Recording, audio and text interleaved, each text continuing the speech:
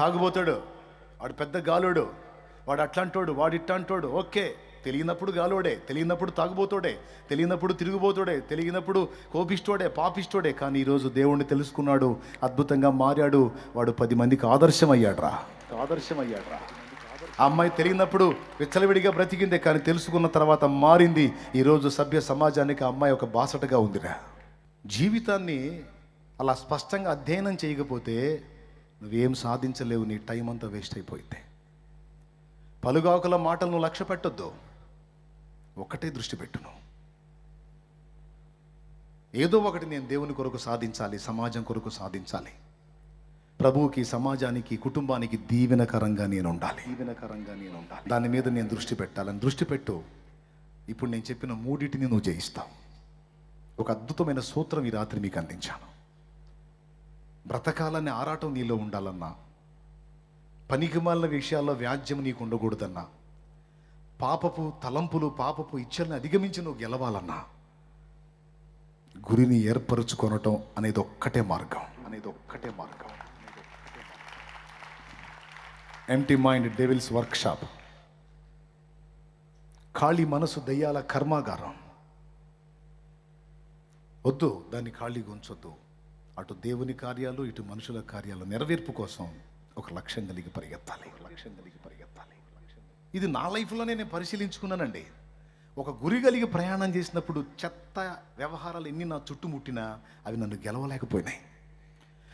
గురిని పక్కన పెట్టి ఎప్పుడైతే నేను ఖాళీగా ఉన్నానో, అబ్జర్వ్ చేసుకున్నానో, ఎక్కడెక్కడ దరిద్రం అంతా నా దగ్గరికి వస్తుంది. అప్పుడు నాకు అర్థమైంది, ఊరి తేడా ఇదే. నిజమే, బైబిల్లో కూడా దేవుడు ఆదామును సృష్టించినప్పుడు ఏదెన్లో తోటేసింది ఎవరు? పెద్దగా చెప్పండి. దేవుడే. తోటేసి ఆదాం హవ్వలను అందులో పెట్టి ఏం చెప్పాడు? మీరేం చేసేది లేదు, హాయిగా తోటలో తిరగండి, అప్పణంగా తినండి, నిద్రపోండి అని చెప్పి ఎక్కడన్నా చెప్పాడా? తోట వేసి ఆదాం హవ్వలను అందులో ఉంచి పని చెయ్యమన్నాడు, ఖాళీగా ఉండొద్దన్నాడు. ఏదెనులో తోట వేసి ఆదామును అందులో ఉంచాడు. ఎందుకంటే తోటను సేద్యపరచుటకు అనుంది. సేద్యము అంటే వ్యవసాయం. ఎందుకు ఉంచాడు ఆదామును అందులో అంటే పని చేయటానికి ఉంచాడు. రేపు చచ్చిన తర్వాత, మనం పరలోకం పోయిన తర్వాత మళ్ళీ ఖాళీగా ఉంటాం అనుకోవద్దు. మళ్ళీ రేపు పోయిన తర్వాత కూడా పని ఉంది. అంటే మానవ జాతి ఆరంభంలో పని అప్పచెప్పాడు. రేపు చచ్చి దేవుని రాజ్యానికి చేరిన తర్వాత, పరలోకం చేరిన తర్వాత కూడా అక్కడ పని ఉంది, ఇక్కడ పని ఉంది, అక్కడ పని ఉంది. ఈ మధ్యలో ఖాళీ ఎందుకండి? ఈ మధ్య గ్యాప్ ఎందుకు ఇచ్చాడు తెలుసా? నువ్వు సాధించాల్సిన పనులు భూమి మీద సాధించమని ఇచ్చాడు పిలుపు. ఎవరిని ఖాళీగా ఉండమనలేదే, ఎవరిని ఖాళీగా ఉండమల్లా. జీవితంలో ఏదో ఒకటి సాధించాలనే లక్ష్యం పెట్టుకో. అప్పుల్లో ఉన్నావా? ఛాలెంజ్ తీసుకో. అప్పులు తీర్చాలి, నా కుటుంబాన్ని ఒడ్డుకు లాగాలి, దానికోసం అహర్నిశలు నేను కష్టపడాలి, నా ఫ్యామిలీని బయటేయాలి, అందరిలాగా నా కుటుంబం కూడా తల ఎత్తుకొని బతకాలి. ఓ యవనస్తురాలా, నా తల్లిదండ్రి రెక్కలు ముక్కలు చేసుకొని సంపాదించి లక్షల డబ్బు నా ప్రారంభం నుంచి నా చదువుకి రూపాయి కూడబెట్టి నా టోటల్ చదువు కంప్లీట్ అయ్యేసరికి లక్షల్లోనే నా కోసం ఖర్చు పెట్టారు. బోల్డంత ఆశతో వాళ్ళు అనుకున్నది నేను సాధించాలి, వాళ్ళు అనుకున్న అంతస్తుకు నేను చేరాలి. ఒకసారి కాకపోతే 2 సార్లు, 2 సార్లు కాకపోతే 4 సార్లు, 5 సార్లు, 6 సార్లు, 10 సార్లు అయినా సరే పోరాడతాను, ప్రయత్నిస్తాను, నా తల్లిదండ్రులు తల ఎత్తుకునే విధంగా నేను నిలబడతాను అని జీవితాన్ని ఛాలెంజ్గా తీసుకో.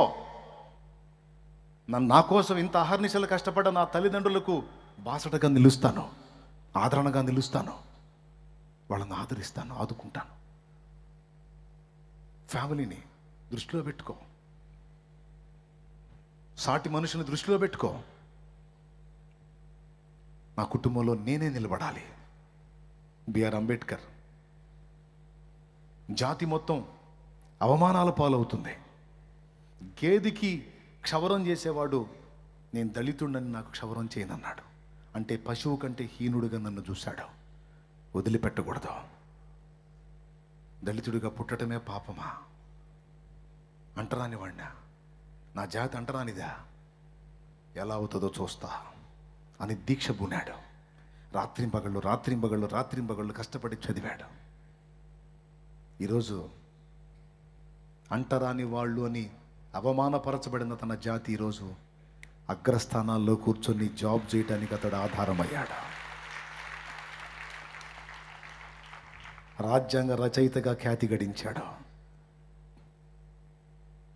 దాదాపు 140 కోట్లకు పైచిలుకున్న భారత జాతికి రాజ్యాంగ రచయిత తానే అయ్యాడు. కర్ణాటక పోతే అంబేద్కర్ విగ్రహాలు కనపడుతున్నాయి, తమిళనాడు పోతే అంబేద్కర్ విగ్రహాలు కనపడుతుంది, కేరళ పోతే అంబేద్కర్ విగ్రహం, ఎక్కడ దేశం మొత్తం భారతదేశం ఎటు పోయినా ఇటు కనపడుతున్నాడు. ఎటు పోయినా ఒకడు దీక్ష పూనాడు, నడుం కట్టాడో, నా ఊపిరి పోయే నాటికి నా జాతిని ఉద్ధరించే నేను లోకాన్ని వదలాలని దీక్ష పూనాడు. సమస్యలు అతన్ని కృంగదీలా. ఇది 4వ విషయం. ఎప్పుడైతే ఒక గురి గమ్యం కలిగి నువ్వు ప్రయాణం చేస్తావో, ఈ 3 మాత్రమే కాదు, నిన్ను కృంగదీయటానికి వచ్చే రకరకాల సమస్యలు కూడా నిన్ను కదిలించజాలవు. ఎందుకంటే నువ్వు పెట్టుకున్న ఎయిమ్ అలాంటిది, లక్ష్యం అలాంటిది. ఆ లక్ష్యం పెట్టుకున్నాడు. కన్న బిడ్డలు పిట్టల్లా రాలిపోతున్నా సరే లెక్క చేయలా, కడుపు మలమల మాడుతున్నా లెక్క చేయలా. ఒక స్థాయికి వచ్చిన తర్వాత కూడా తోటి కొలీగ్స్, తోటి ఉద్యోగస్తులు అవమానపరుస్తున్నా లెక్క చేయలా. భార్య ఇబ్బంది పడుతున్నా ఆ శ్రమలు, ఆ సమస్యలు, ఆ బాధలు ఏవి కూడా అతన్ని కదిలించలా. ఒకటే లక్ష్యం. పిల్లవాడు జబ్బుతో ఉన్నాడు, నీకు డబ్బు కావాలంటున్నావు. ఈ డబ్బు పిల్లవాడికి ఉపయోగిస్తే పిల్లవాడు బ్రతుకుతాడు, ఇది నీకు పంపిస్తే వాడు చచ్చిపోయే అవకాశం ఉంది అంటే, నా ఒక్క బిడ్డ పోయినా పర్వాలా, నా జాతి బాగుపడాలి, నాకే పంపించు, నేను చదవాలి, నా కోసం కాదు, నా కుటుంబం కోసం, నా జాతి కోసం చదవాలి. అంటరానివాడా, తక్కువ జాతోడా, తక్కువ కులవస్తుడా అని ఒక పశువుకి ఇచ్చిన విలువ కూడా నాకు ఇవ్వకుండా, నా జాతికి ఇవ్వకుండా అవమానపరుస్తున్నారు. అని తట్టుకోలేకపోతున్నా. ఈ దారుణం చూసి నేను నా ఇల్లు బ్రతికుండే కంటే చచ్చిపోయింది మేలు, లేదా సాధించాలి. కాబట్టి నేను, నా ఫ్యామిలీ కర్పూరంలా కరిగిపోయినా పర్వాలేదు, జాతిని ఉద్ధరించే కన్ను మూయాలి.